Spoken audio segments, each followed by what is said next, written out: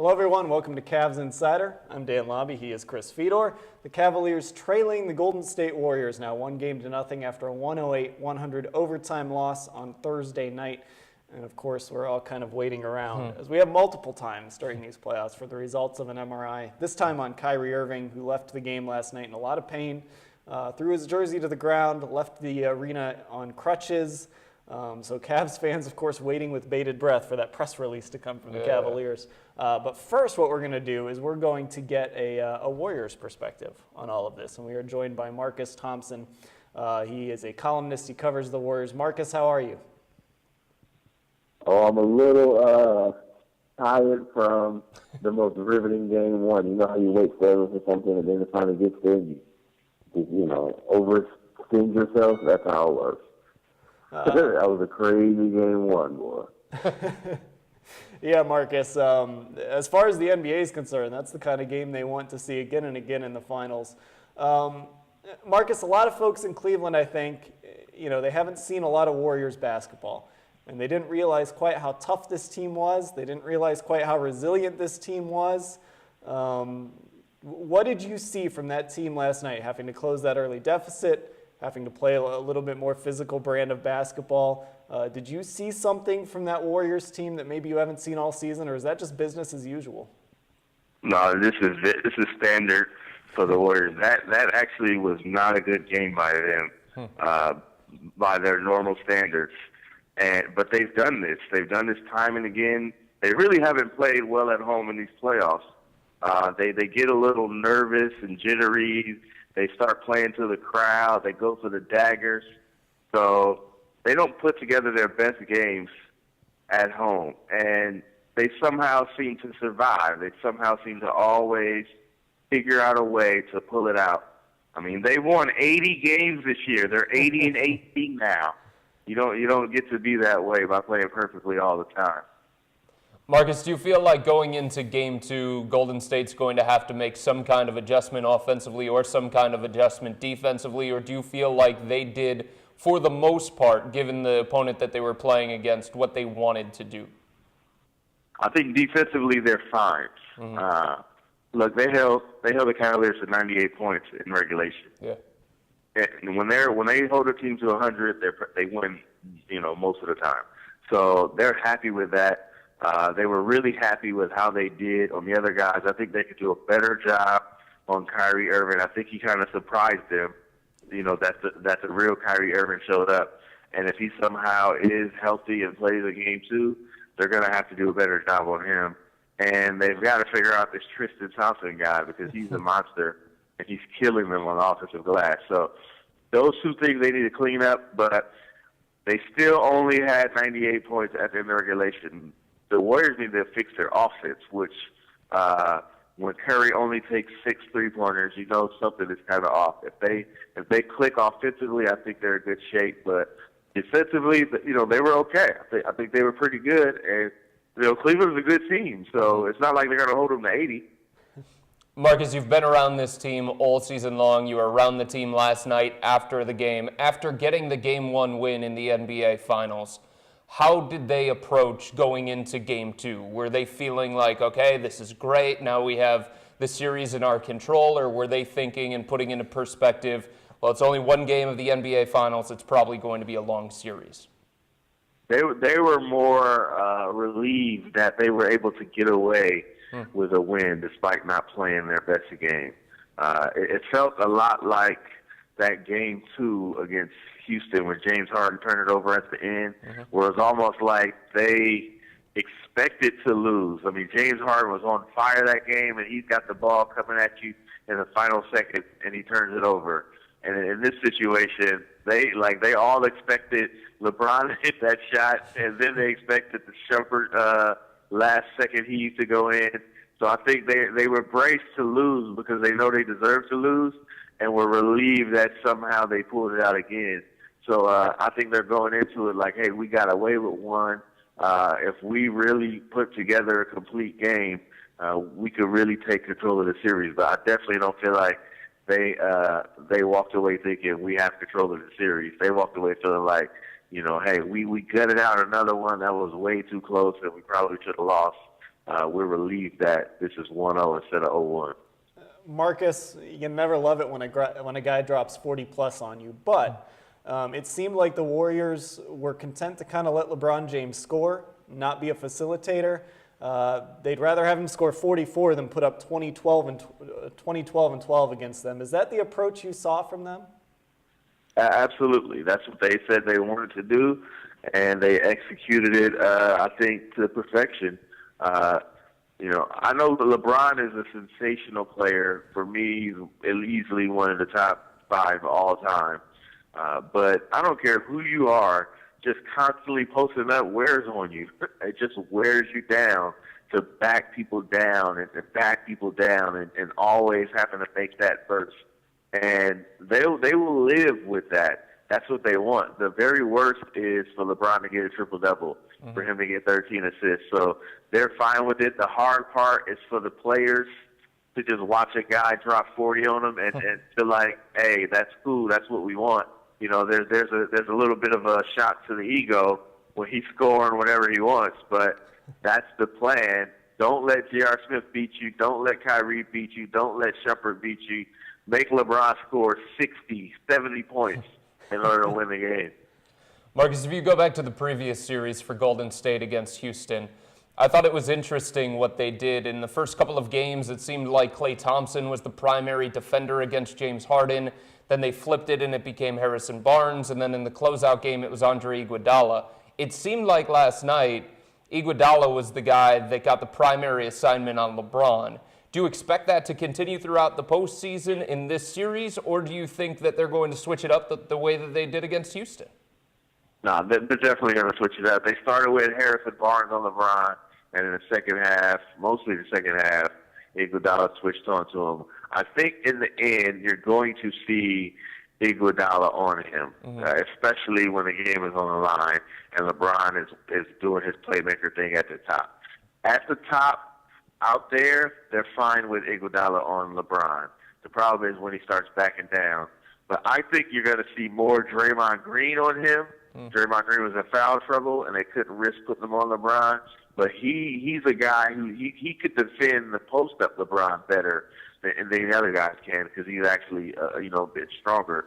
So I think you'll see that. I actually think you're going to see a trap or two here and there. If Kyrie can't play and Dellavedova's on the court, you feel a lot better about trapping and running off like Curry digging down and applying some pressure. You don't want to do that when it's Kyrie, but if it's Dellavedova, you can. I think you'll see some trapping going on. And the Warriors went small late in the game and put Draymond Green at center. They're much more aggressive defensively when they do that. They're quicker. They got a lot of hands in the way. I think you'll see some swarming of LeBron. Ron Adams, the Warriors' defensive guru, this is what he does. He comes up with schemes and defense is his thing. He's the guy who had Bogut guard Tony Allen in the Memphis series to take Tony Allen out of the game. So he's got some stuff ready, and I don't think you saw. I think you just saw a little bit of what they're going to do with LeBron. I think they're going to switch up some things, especially when you get to Cleveland. All right, Marcus Thompson with the Bay Area News joining us. Marcus, we appreciate you taking the time out. I know it's early out there. Thanks for taking the time. Oh, it's 10 o'clock. That's everybody should be up at 10. We're good. That's true. That's a good point. Thanks a lot, Marcus. All right, have a good one, fellas. All right, we'll also be joined by Chris Haynes and Joe Vardon. Yeah. But, something he said, Chris, we talked about it a little bit on Sports Insider yesterday because somebody brought up the point. You kind of let LeBron get his and don't let other guys beat you. And you said, look, it's hard, though, when LeBron starts running off 8, 10 in a row and starts dominating you. And the Warriors, I think, deserve a lot of credit because they were one of those rare teams that was basically just willing to let LeBron do that and just keep doing what they do. You're right, Dan. I think a lesser team would have panicked in that situation, and a lesser team, Atlanta, did panic in that situation. I go back to one of the games. I can't remember if it was 2 or if it was 3. LeBron scored 13 points in the first quarter, but it was a 4-point advantage only for the Cavs. When they were going one-on-one with him, they were still within striking distance. But they saw him score 13. They panicked. They left everybody. They started double-teaming LeBron, and then the Cavs hit 7 3-pointers in the second quarter and opened up a huge lead. if you're going to go in with a plan against LeBron, the key is you have to stick with that plan. You have to believe in that plan. You have to trust that plan. And you can't panic in the face of his scoring barrages. And credit to Golden State, because they did not panic when LeBron was showboating and he was screaming at the announcer's table because he was feeling it. All right, let's go ahead and bring in our Cavaliers beat reporter Chris Haynes to talk about Game 1, look ahead to Game 2. Chris, how are you? I'm doing fine, guys. What's up? All right, Chris, well, we got to start with Kyrie Irving. A lot of people waiting for the results of that MRI. Did Kyrie Irving last night look like a guy who would be able to play in Game 2, and on top of that, look like a guy who could have an impact in Game 2? I don't see how. Judging by last night, man, this was the worst state I've seen him in physically, since he's been dealing with this knee injury. When he was in the locker room after he addressed the media, you guys see how he walked to the locker room, first of all, but after he addressed the media, he had to lean on the wall for support in order to walk to the shower. He couldn't support himself. It was difficult to see. It was brutal to watch. He had the towel just covered over his head as he sat in his locker stall. Feet in a tub of ice. His face was just covered. He was just so frustrated. It was as if he knew there was something really wrong here. And what caught my attention was when he said, "This feels different." And so that's a scary thing. Now today, Chris, a lot of people are criticizing David Blatt for the amount of minutes that Kyrie played. I think that's unfair, actually. I mean, Kyrie was good enough to block Steph Curry's shot at the end of regulation, so how many minutes is too many? Are you okay with 41 but not 43? So where do you come out on that with how David Blatt utilized his rotation last night, and Kyrie in particular with his minutes load? I don't know. That's tough to criticize Blatt for that because, Kyrie had, he had 8 days off in between, and the guy looked good to me playing. He was aggressive. He was back to the razzle-dazzle Kyrie that we've seen all season long, and he definitely had an impact, and he was that 1-2 punch to complement LeBron James throughout the game. So. I'm gonna cut Blatt some slack on this. I wouldn't fault him at all in this type of situation. I think Kyrie Irving, during that layoff, he set out portions of practice. Yeah. He wanted to make sure he was fresh as possible. So that was the plan. To once they got him back, him, I'm pretty sure his representatives and the organization, they were all in this together. That let's sit him out during portions of practice so we can really utilize him once the finals start, because that's when they really need him. So I don't credit Black, and I'm pretty sure it was a group effort, a group decision. Chris, it was written all over Kyrie's face. It was in his tone in the locker room. Obviously he's dejected. Obviously he's frustrated. It was a somber mood. But do you feel like, besides Kyrie, just looking at the team body language after the game, do you feel like the Cavs felt like they lost more than just Game 1 of the NBA Finals last night? Yeah, I really do. They did. Of course, they're not going to come out and say that publicly. But looking at Tristan Thompson, you guys know, man, when you go in the locker room, win or loss, Tristan is always that upbeat guy. He's that guy that's going to tell you, "Hey, man, we're going to be all right. We made mistakes, but the next game we're going to come out and we're going to be aggressive and get the job done." But he was the most dejected I've seen him all year. I went and talked. Obviously, he didn't address the media in the locker room because he was, he spoke at the podium. But I got the opportunity to chat with him before he went to the podium. And he was just down on himself, telling me about how he should have played Stephen better. When he switched off on him, and he shouldn't have jumped for a pump fake, and he felt like he let his team down. And that's like, I've never heard Tristan, speak in that type of a nature, or just have that type of spirit about him. So I definitely do feel like they believe that if Kyrie is not able to go, and if worst case scenario, if he's not able to go the duration of this finals, I do believe they feel like they lost something more than just the point guard. Chris, another issue that we saw last night was the depth. Golden State can legitimately go 9, maybe 10 deep. The Cavs got nothing out of Matthew Dellavedova. J.R. Smith struggled. There's not a lot of bench for this team, especially if Kyrie Irving is in fact out for a little while. Is there anyone sitting there in warm-ups that they can turn to get quality minutes from? Yeah, I at this stage, I'm not so sure. I mean, to even ask to Sean Marion, Mike Miller, even though these are proven veterans, to even ask them to come in and try to produce at this level when they haven't played virtually at all in forever, that's a difficult task to ask somebody. Yeah, we all knew Golden State was deep. We knew, and they played. They were really the MVPs for that game because, for the first 3 quarters, the starters couldn't like get a hold of the game. They couldn't get a grip of it. Mm-hmm. It was the bench that kept coming in, giving life, closing that gap. And so, that's just going to be an ongoing problem for the Cavs because they're not as deep as Golden State, and they can't try to emulate Golden State by going 10.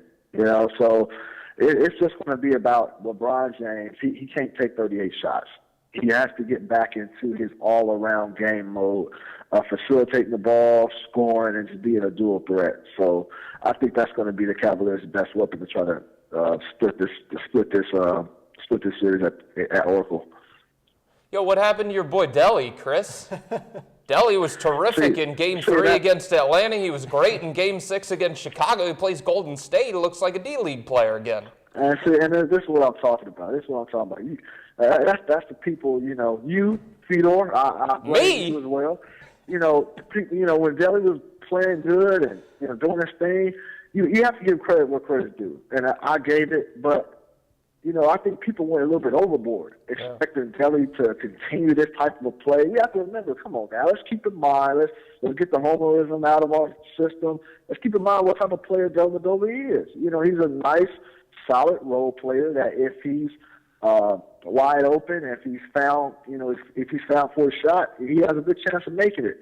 And he's an okay defender. He's not great. He's okay. He moves around a lot, which makes it look like he's an awesome defender, but he's just really active. But let's keep it in perspective, so to bash on Delly now is just ludicrous, man. The guy is what he is. And I just think that when the highs are high, let's just keep it in perspective and say, okay, Dellavedova is playing out of his mind. Let's enjoy this while it lasts. Mm-hmm. But don't think this is anything permanent. This is exactly the situation that it is.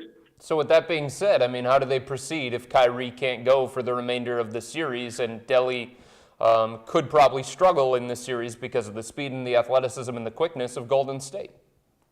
Well, he's always going to be outmatched, in the defensive end. If you're talking about one-on-one situation, he's not going to be able to guard, the majority of the starting point guards in this league. That's why I say it's all going to be about LeBron James. He can't take 38 shots. LeBron is going to have to make sure everybody is involved. Even though J.R. Smith had 13 opportunities, you can argue that he deserved more. So he has to get everybody involved. And I think LeBron James had it from the get-go in his mind that, hey, I'm going to impose my will. I'm not letting the game come to me. I'm going to get my game going, and then we'll see if everybody else can fall in line. Well, that didn't work. And I think Golden State, that's what they wanted. That's what they wanted to happen. And I think for the first three and a half quarters, it played out well for LeBron James because it seemed like Golden State just couldn't get over the hump. No matter how many times they came back and made the game close, LeBron James and the Cavaliers came right back and put it back with them. The crowd wasn't allowed to explode. But I think it took its course. And we definitely see what happened in overtime. He didn't have anything left. And so it's going to be up to him to get his guys involved. All right, Chris, thanks for the time. All right, take care, guys. All right, that is Chris Haynes. We'll have Joe Vardon on momentarily. Now, did he say that this city that rushed out to buy 1 million Matthew Dellavedova T-shirts during that Atlanta series went overboard? Might have made a bit of a mistake, Bit? All right. It's just frustrating, too, because, again, the Cavs throughout this playoff run, it's been about next man up, right? And somebody just stepping in and filling the void. And it worked in the Eastern Conference when you were playing against Chicago and against Atlanta. But when you're playing against a deep, talented team like Golden State that won 67 in the regular season, I mean, you need all of the arrows that you have in that quiver. And if you're going to reach back and pull out the Delhi arrow against this team, when he's got to try and defend Steph, and then when he's defended by Klay Thompson at times and Steph Curry at times, it's unfortunate because the flaws are just going to show up the more that he plays. And you know what? Ask the Atlanta Hawks about next Yeah. man up. Eventually, you just run out of dudes. Sure. There's nobody to play for you. All right, let's bring in Joe Vardon. He, of course, is also out in Oakland covering the series for us. Joe, how are you? Well, I'm doing fine. It sounds like you guys aren't, so I can help you through it. Well, there is, as we talk about this series, there are things you can look at last night and say, all right, the Cavs can do this and that, and they can steal that game against the Warriors on the road that they need. But there's that cloud hanging over everything, and that's the Kyrie Irving injury. Well, yeah, and it was hanging over everything before the start of Game 1. I mean, did you, in your wildest dreams, envision him turning in 4 quarters like he did last night? I would suggest the answer is no. And so, you know, as I kind of led my piece with today, LeBron pretty much gave them his best shot, and Kyrie was great, and it was almost enough. And so now it's like, well, you're not going to have Kyrie like that, and how do you stay with this team? But the truth of the matter is, just like with the Chicago series when they lost Game 1, there are areas where they can improve. I mean, you guys were talking about Delhi, and yeah, I'm with you. He was exposed last night in his short time, but he just needs to play a little better. And Iman Shumpert needs to just play a little better. And Tristan needs to score a little more. And you're right there. I mean, they got nothing from James Jones. You know, J.R. Smith was brutal. You know, just a little better from all those guys, and you make up for what you lose in Kyrie Irving. So I'm not that guy. I have not written this off yet. But all of your variables, Joe, to play devil's advocate, focus on the Cavs. Can't you say the same thing if you're Golden State? Can't you say that Klay Thompson's probably not going to shoot 5 of 14? Can't you say that Draymond Green's not going to shoot 4 of 13? Can't you say that Steph Curry's not going to make boneheaded plays late in the fourth quarter? Doesn't it go both ways? Well, sure, but then again, I mean, if you look at Klay Thompson's numbers throughout the playoffs, I mean, that's kind of who he's been, at least for most of the playoffs. You know, now I felt, Chris, to your point, I felt like Steph Curry wasn't very good yesterday. I thought he was. I mean, obviously he hit a couple of big ones when he needed them. Yeah. But I didn't think he was very good, and so you're right. But you know, I mean, that's up to Golden State. It's incumbent upon them to play better. It's just from a Cavs perspective. There is room there, even if you have to fill that void with Kyrie. I mean, I go back to, I don't believe that LeBron thought he would get that from Kyrie Irving. Mm-hmm. And I almost feel like the Cavs sort of played the way they did in the second half because Kyrie was playing that way. Like, that was part of it. So I think they can compensate. I mean, does it make it harder? Of course. You know, they were underdog anyway. You know, this doesn't make it any easier. It's just there is still a margin. I think you make some fair points there, Joe. When it comes to LeBron, though, in particular, what does he have to do differently going into Game 2? Does he have to do anything differently? Well, you know, that's a good question, and I was kind of thinking that last night in the third quarter. I was hearkening back to Atlanta, Chris. You remember where LeBron said, you know, no one can make me do what I don't want to do. Mm-hmm. And then I felt like for 3 quarters, that's kind of what Golden State was doing. They're saying, okay, you can score the ball, but we're going to keep you off the glass, and, you know, you're not going to affect the game as a distributor. But then in the fourth quarter, LeBron kind of did everything. And so he needs to be able to impact the game in all areas. You know, I don't care that he's shooting the ball a lot. I mean, I think he needs to. I'm okay with that.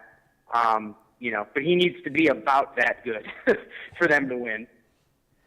Joe, is there a little bit of a silver lining then if LeBron has to kind of go back to what we saw in Game 3 against Atlanta and take over more of those point guard duties? Does that put him in a position where he really doesn't have a choice? He's got to be that facilitator again.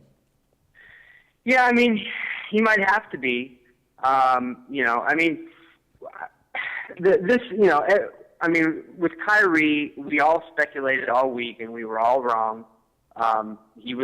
He came back stronger than we all thought, and so we should wait for the MRI to come back. We all saw last night what the scene in the locker room afterwards. It didn't look good.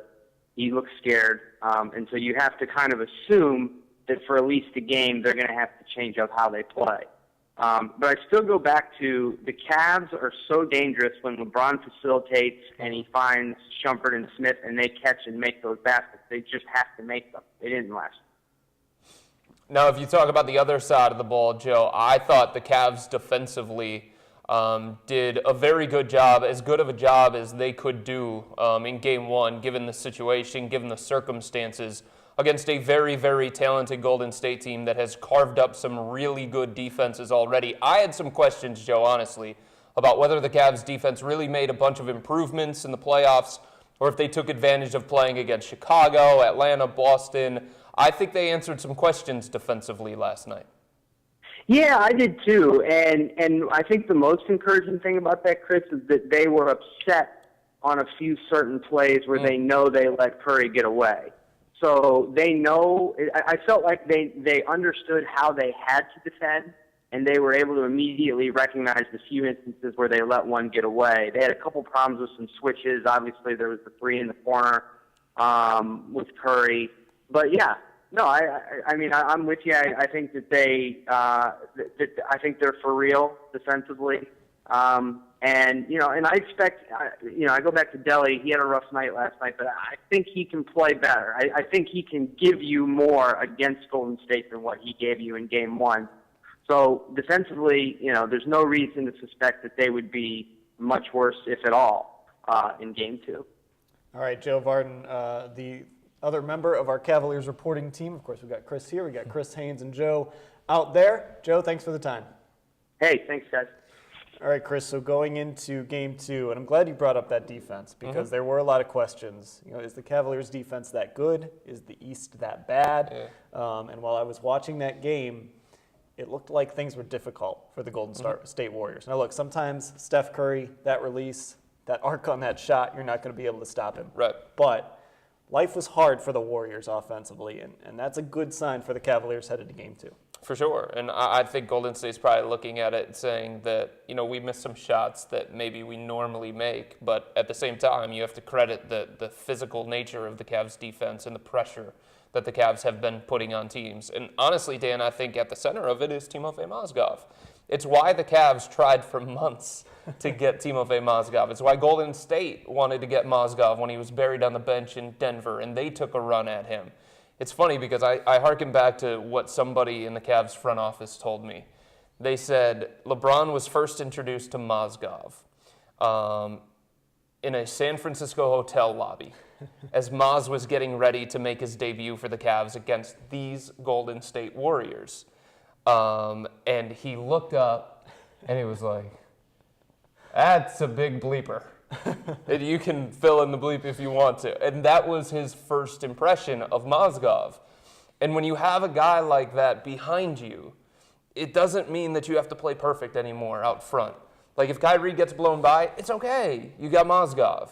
If Iman Shumpert lets Klay Thompson get a step, it's fine. You've got Mozgov. He's the guy that's supposed to erase mistakes in the back end. I felt like he did that last night. I felt like he did his job, and he showed that in this matchup against Andrew Bogut, tough physical rim protectors, he can hang with Golden State, and he can make life difficult when they get in the paint. And maybe as the series progresses, Dan, that's going to force Golden State to play more on the outside. And maybe those shots don't start falling. We'll have a lot of time to break down this team after this series is over. We don't know what's going to happen over the next 2 weeks, but as you watch this team throughout the postseason, you watched this team last night, as banged up as they are, you think about how good they can be when they're healthy and the growth they've had since back in January. You can't help but think that as long as Kevin Love sticks around, the future of this team, no matter what happens between now and June 19th, is bright. Absolutely. And who knows what's going to happen with Kyrie here moving forward in this series. But I think we've learned throughout the regular season, and we learned last night a lot about Kyrie. It's NBA Finals. It's Game 1. It's the biggest stage. He's playing against the league MVP. He's clearly not 100%. and he played one of the best games that he's ever played in his career. And I know that he had 55 against Portland earlier this year. I know he had 57 on the road against San Antonio, something that you don't do against San Antonio. You don't do against Greg Popovich. But given the way that he played defensively, given the way that he played offensively, the poise that he showed, I thought that was one of his best overall games since coming into the NBA. So now you know that you've got a capable running mate for LeBron for however long it lasts. Who knows? Maybe in the next year or two, you'll be able to say that 70 wins thing again, and we won't all look at you like you're crazy. Hey, you know what? If they win 4 games here in the postseason, then that's what it's going to take to win a title. Now, it's not over. It's a long series. It's a 7-game series for a reason. It's only game 1. If they win 4 games, that's 69 wins overall. Well, look at you. 1 away. Spinning away over here. That's right. Yes, spinning away. Hey, LeBron has lost game 1 before. So we'll see what happens. Game 2 will be Sunday at 8 o'clock, a little earlier tip time for everybody. And, of course, we'll have a Cavs Insider on Monday to break it all down as we await the update on Kyrie Irving that hopefully will come later today from the Cavaliers. Thanks to Marcus Thompson, Joe Vardon, Chris Haynes. He's Chris Fedor. I'm Dan Labbe. Thanks for watching.